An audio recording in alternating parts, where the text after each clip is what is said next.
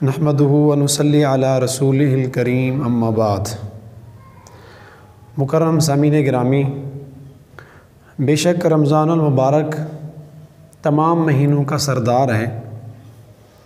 یہی وجہ ہے کہ بہت ساری عبادات ایسی ہیں جو رمضان شریف میں ہو سکتی ہیں، دوسرے مہینے ان عبادات سے خالی ہیں۔ رمضان المبارک کی خصوصی عبادات میں ایک اعتکاف کی عبادت بھی ہے۔ اعتکاف کسے کہتے ہیں؟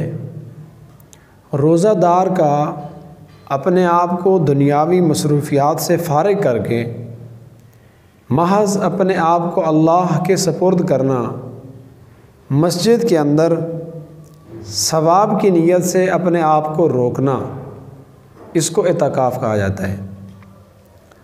اور رمضان مبارک کے اخیر عشرے کا جو اعتکاف ہے، یہ سنت مؤکدہ علی الکفایہ ہے۔ اگر محلے اور بستی میں سے کوئی بھی اعتکاف نہ کرے تو وہ سارے مجرم اور گنہگار ہوں گے۔ اب مرد کے لیے تو اعتکاف مسنون وہ مسجد میں ہی ہوتا ہے۔ آج کی ویڈیو میں ہم اس بات پہ بات کریں گے کہ عورتیں اپنا اعتکاف کہاں کریں گی۔ سب سے موزوں اور بہترین جگہ عورت کے اعتکاف کرنے کی کیا ہے۔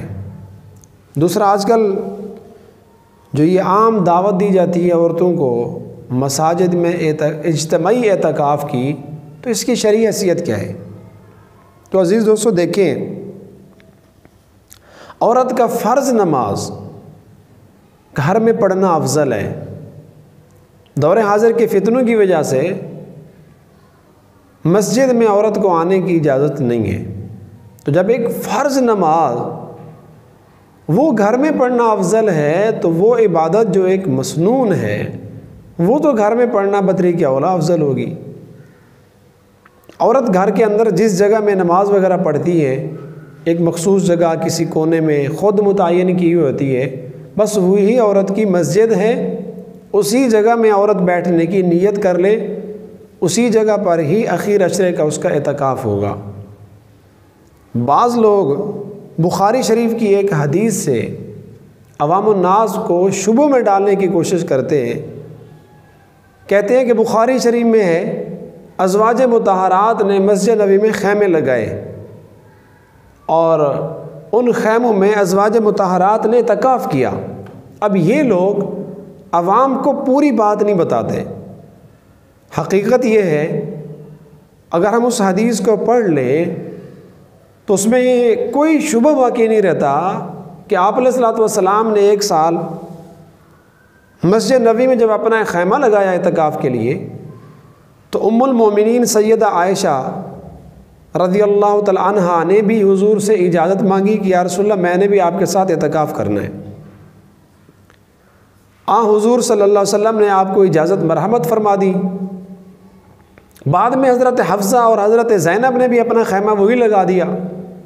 جب حضور علیہ الصلوۃ والسلام نے دیکھا کہ مسجدوں میں، مسجد نبوی میں تو بہت سارے خیمے لگے ہوئے ہیں، تو حضور نے پوچھا کہ ازواج مطہرات کو اس عمل پر کس چیز نے ابھارا ہے، اس نفلی سنت اعتکاف کے لیے کس چیز نے ازواج مطہرات کو آمادہ کیا کہ انہوں نے مسجدوں میں خیمے لگا دیے۔ آپ علیہ الصلوۃ والسلام نے تعجباً، سوالیہ انداز میں، یعنی اس چیز کو پسند نہ کرتے ہوئے آپ نے یہ سوال کیا۔ اور بعض روایات میں آتا ہے کہ آپ نے وہ خیمے اکھڑوا دیے۔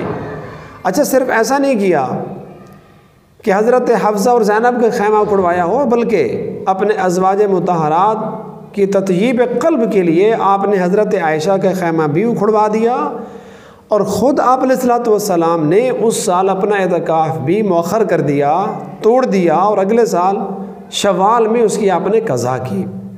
اب اس حدیث میں ایک تو یہ بات بھی ہمیں ملتی ہے کہ دوسرے کے مزاج کی رعایت کرنی ہے۔ ازواج مطہرات کا دل ٹوٹتا، آپ نے ایسا کیا کہ اپنا اعتکاف بھی چھوڑ دیا، اپنی عبادت بھی مؤخر کر دی تاکہ کسی کو تکلیف نہ ہو۔ تو دیکھو، آپ علیہ الصلوۃ والسلام کا اہل بیت کو یہ فرمانا کہ کس چیز نے ان کو اس عمل پہ ابھارا ہے، اور پھر آپ علیہ الصلوۃ والسلام کا اپنا بھی اعتکاف توڑ دینا اس بات کی علامت ہے کہ آپ کو یہ عمل ناگوار گزرا۔ تو جو لوگ عورتوں کو مساجد میں اعتکاف کی دعوت عام دیتے ہیں وہ محض نفسانی خواہشات کی اتباع تو ہو سکتی ہے، حضرت محمد مصطفیٰ صلی اللہ علیہ وسلم کی سنت شریعت کی وہ اتباع نہیں ہے۔ عورتوں کے لیے موزوں اور بہترین جگہ اعتکاف کی وہ گھر ہی ہے۔ اللہ تعالی ہم سب کو دین کی پوری سمجھ عطا فرمائے۔